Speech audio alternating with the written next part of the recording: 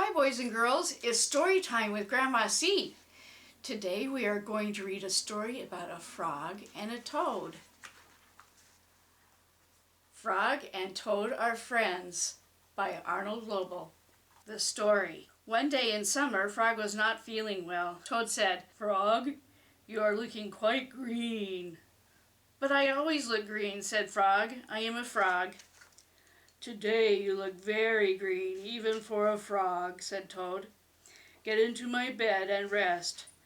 Toad made Frog a cup of hot tea. Frog drank the tea and then he said, "Tell me a story while I am resting." "All right," said Toad. "Let me think of a story to tell you." Toad thought and thought, but he could not think of a story to tell Frog. "I will go out on the front porch and walk up and down," said Toad. "Perhaps that will help me think of a story." Toad walked up and down on the porch for a long time, but he could not think of a story to tell Frog. Then Toad went into the house and he stood on his head. "Why are you standing on your head?" asked Frog. "I hope that if I stand on my head it will help me to think of a story," said Toad. Toad stood on his head for a long time, but he could not think of a story to tell Frog. Then Frog poured a glass of water over his head. "Why are you pouring water over your head?" asked Frog.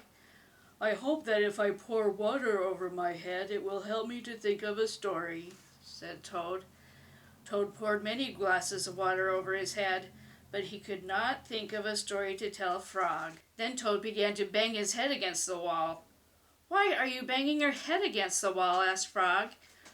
"I hope that if I bang my head against the wall hard enough, it will help me to think of a story," said Toad. "I am feeling much better now, Toad," said Frog. "I don't think I need a story anymore." "Then you get out of bed and let me get into it," said Toad, because now I feel terrible."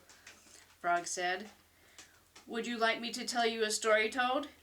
"Yes," said Frog, "if you know one." "Once upon a time," said Frog, "there were two good friends, a toad and a frog. The frog was not feeling well. He asked his friend the toad to tell him a story. The toad could not think of a story. He walked up and down on the porch, but he could not think of a story. He stood on his head, but he could not think of a story.